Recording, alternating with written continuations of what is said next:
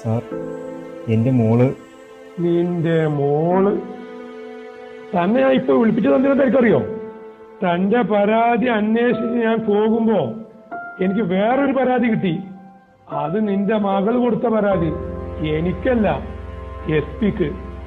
പരാതി എന്താന്ന് നിനക്കറിയണ്ടേ? എന്താ സാർ? നിന്റെ മകളെ കാലങ്ങളായിട്ട് നീ പീഡിപ്പിച്ചുകൊണ്ടിരിക്കുകയാണെന്ന്. സാറേ,